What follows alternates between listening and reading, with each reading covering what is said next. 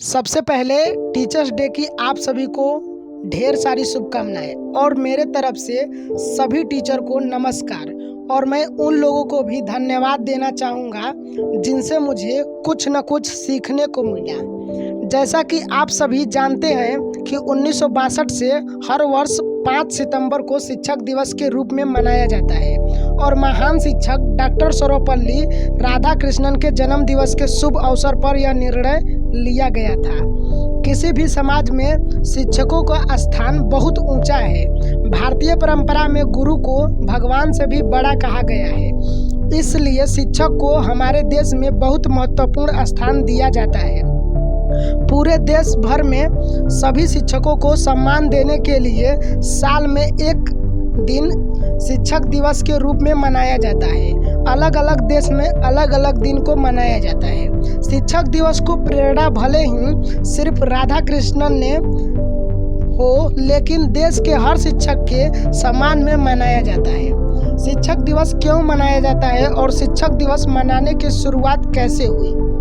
Doctor Sarvepalli Radhakrishnan शिक्षक के साथ साथ दार्शनिक, राजनयिक और राजनेता थे। वह हमारे देश के पहले उपराष्ट्रपति और दूसरे राष्ट्रपति थे।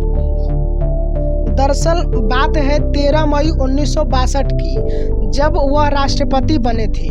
उनके छात्रों ने बड़े स्तर पर उनका जन्मदिन की स्वीकृति मांगी। इस बात पर राधाकृष्णन ने कहा कि अगर आप सभी इस दिन को देश भर के शिक्षकों के सम्मान में शिक्षक दिवस के रूप में मनाएं तो मुझे गर्व होगा। इस तरह देश में पहली बार 5 सितंबर 1962 में डॉक्टर सर्वपल्ली राधाकृष्णन के जन्म दिवस के शुभ अवसर पर शिक्षक दिवस मनाने की शुरुआत हुई। डॉक्टर सर्वपल्ली राधाकृष्णन का प्रारंभिक जीवन। डॉक्टर सर्वपल्ली राधाकृष्णन का जन्म 5 सितंबर 1888 को मद्रास प्रेसिडेंसी के चित्तूर जिले के तिरुमनी ग्राम के एक तेलुगु भाषी ब्राह्मण परिवार में हुआ था। राधाकृष्णन के पुरखे पहले कभी सर्वपल्ली नामक ग्राम में रहते थे।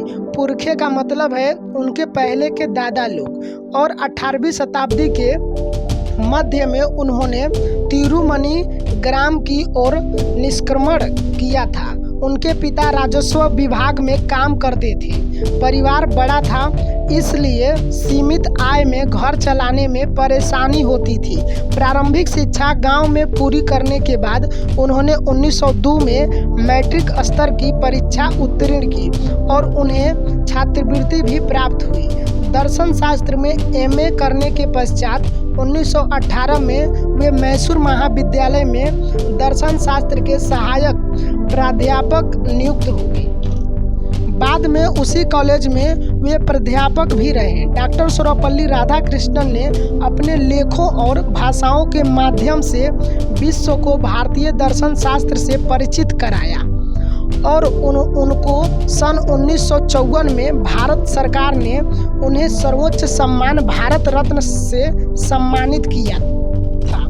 और इसी के साथ मैं अपने वाणी को विराम देता हूं और आप सभी को एक बार फिर से टीचर्स डे की ढेर सारी बधाइयाँ।